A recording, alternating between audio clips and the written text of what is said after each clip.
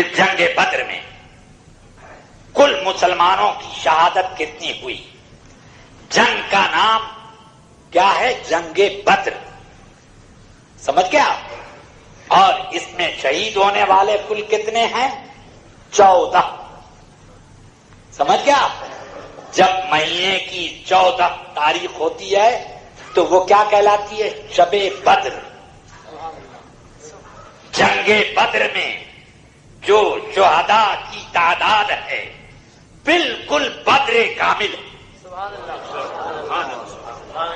اور یہ وہ شہداء ہیں کہ تمام شہداء پر ان کو فضیلت اور برتری حاصل ہے کہ رسول پاک سرور عالم صلی اللہ علیہ وسلم کی خدمت میں حضرت جبریل حاضر ہوئے. بخاری شریف میں یہ حدیث ہے. عرض کی یا رسول اللہ کیف تعدون من شہید البدر فیکم، مسلمانوں میں کیا مرتبہ دیتے ہیں آپ ان لوگوں کو جو جنگ بدر میں شریک ہوئے؟ فرمایا ہم افضل المسلمین وکیف تعدون انتم من شہید من الملائکۃ بدرا. اے جبریل تم بتاؤ جو فرشتے 5000 آئے تھے جنگ بدر میں ان کا مرتبہ تم لوگوں کے بیچ میں کیا ہے؟ انہوں نے کہا ہم افضل الملائکہ، سارے ملائکہ میں سب سے افضل وہ. اب سمجھ میں آ گئی بات کہ ملائکہ میں بدر کے شریک ملائکہ سب سے بہتر، اور مسلمانوں میں بدر کے شریک مسلمان چاہے وہ شہید ہوں یا وہ واپس آئے ہوں سب کے سب سے شاندار. اس جنگ میں ایک منافق بھی شریک نہ ہوا. اس جنگ میں شریک ہونے والوں کے نام کی کتنی بڑی برکت ہے. ہم نے بزرگوں سے سنا فرماتے تھے مصیبتوں میں جب آدمی گر جائے تو ان حاضرین بدر کے نام پڑھے، تلاوت کرے ان کے نام، اور نام پڑھ کر اللہ سے دعا کرے اے اللہ ان لوگوں کے صدقے میں میری مصیبت ڈال دے، تو مصیبت ٹل جائے گی. اتنی اونچی شخصیت. بدر کے شریکوں میں حضرت ابو بکر بھی ہیں، حضرت عمر بھی ہیں، حضرت عثمان بھی ہیں، اور حضرت مولائے کائنات علی مرتضیٰ، اور عشرہ مبشرہ میں جو باقی ہیں وہ بھی ہیں. مگر کچھ لوگوں کو کیڑا نکالنے کی عادت ہوتی ہے. حضرت عبداللہ ابن عمر رضی اللہ تعالی عنہما حج کرنے کے بعد ایک جگہ بیٹھے ہوئے تھے، بھیڑ لگی تھی، حضور کے صحابی تھے، بھیڑ لگا لیتے تھے لوگ صحابہ سے ملاقات کرنے کے لیے. تو ایک آدمی نے پوچھا کہ یہ کون ہے، اتنی بھیڑ لگی ہے؟ لوگوں نے بتایا کہ یہ حضرت عبداللہ ابن عمر ہیں، رسول پاک کے صحابی اور عمر فاروق کے بیٹے ہیں. تو وہ آیا، کہا کہ دیکھیے آپ سے میں کچھ سوالات کروں گا، آپ اس کا ٹھیک ٹھیک جواب دیجیے گا. ہاں پوچھو. کہ عثمان غنی کے بارے میں پوچھتا ہوں کہ جنگ بدر میں وہ تھے کہ نہیں؟ کہ اچھا جنگ بدر میں نہیں تھے، جنگ احد میں بھاگنے والوں میں عثمان غنی تھے کہ نہیں؟ کہاں بھاگنے والوں میں وہ بھی تھے. کہ اچھا یہ بتائیے کہ بیعت رضوان جب ہو رہی تھی حدیبیہ میں تو عثمان غنی اس میں تھے کہ نہیں تھے؟ کہ سبحان اللہ.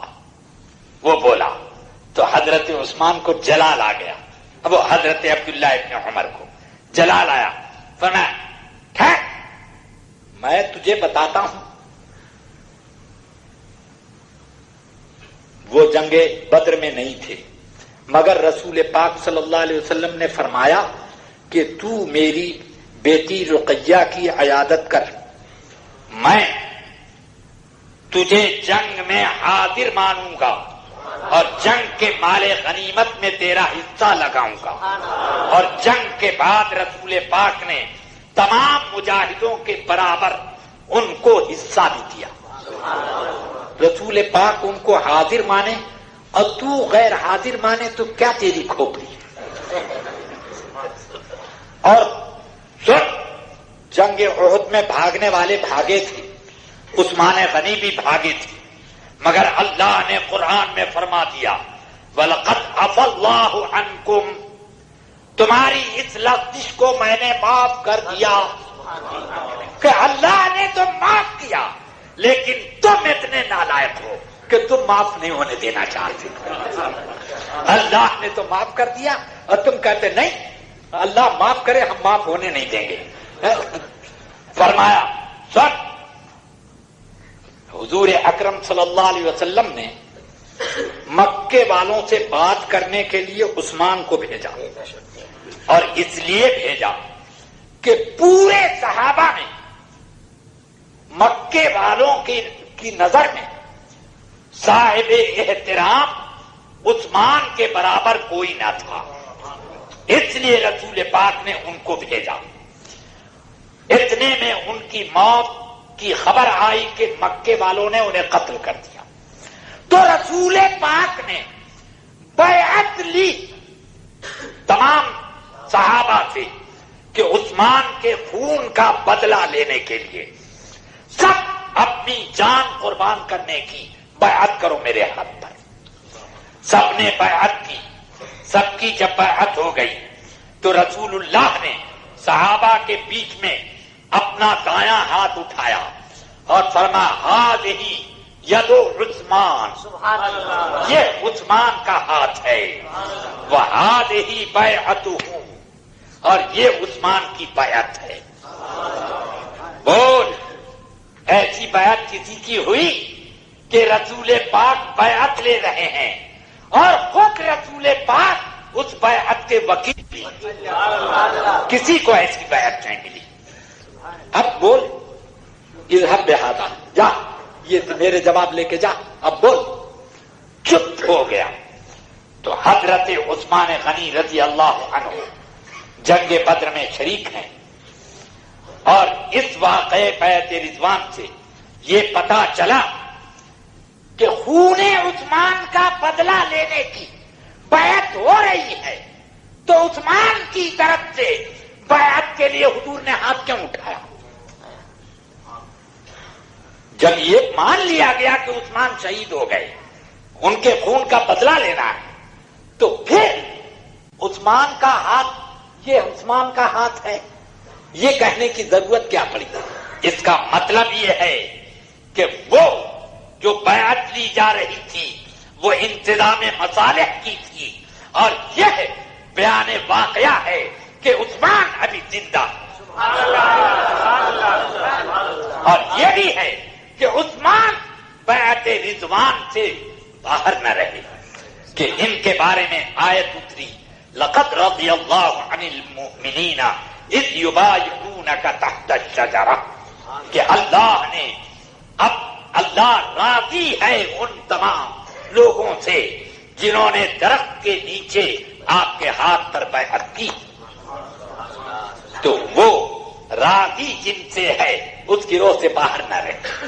12 اب یہ چند واقعات ہوئے، اس واقعے میں رسول پاک نے اپنی رسالت کا بھی اعلان کیا اور پھر اپنی عبدیت کی بھی شان دکھائی کہ خیمے میں جلوہ بار ہیں اور سجدے میں ہیں اور دعا کر رہے ہیں، اللہم ان شئت لم تعبد، اے اللہ یہ چند مسلمان ہیں، اگر یہ شکست کھا گئے تو اگر تیری یہی مشیت ہے تو پھر قیامت تک تیری عبادت نہ ہوگی، کوئی تجھے ماننے والا نہ رہے گا، یہی لوگ ہیں کہ اسلام کا پرچم بلند کریں گے، تیری عبادت کا چرچا کریں گے، یہ لوگ اگر نہ رہے تو قیامت تک تیری عبادت نہ ہوگی۔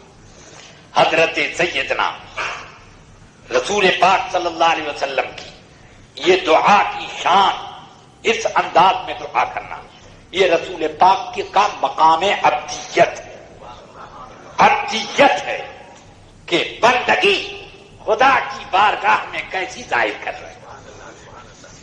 حضرت سیدنا ابو بکر صدیق نے یہ جملہ سنا تو فوراً لپک کے گئے، رسول پاک سجدے میں ہیں، آپ نے ہاتھ پکڑ لیا، یا رسول اللہ اب کچھ ضرورت نہیں، اٹھیں یا رسول اللہ، اب کامیابی ہی کامیابی ہے۔ خیمے کے باہر حضور تشریف لائے تو حضرت مقداد ابن اسود کہتے ہیں، یا رسول اللہ ہم ان یہودیوں کی طرح نہیں ہیں کہ جنہوں نے موسیٰ سے کہا تھا کہ اذهب انت وربک فقاتلا انا ہاہنا لقاعدون، آپ اور آپ کے رب جا کر کے جہاد کر لیجئے، ہم لوگ یہاں بیٹھ کے تماشا دیکھتے ہیں کہ جنگ کیسی ہوتی ہے، ہم وہ لوگ نہیں ہیں۔ یا رسول اللہ انا نقاتل عن یمینک وعن شمالک وبین یدیک ومن خلفک، اے اللہ کے رسول ہم آپ کے آگے سے لڑیں گے، پیچھے لڑیں گے، دائیں لڑیں گے، بائیں لڑیں گے، آپ کے اوپر دشمن کو نہیں آنے دیں گے۔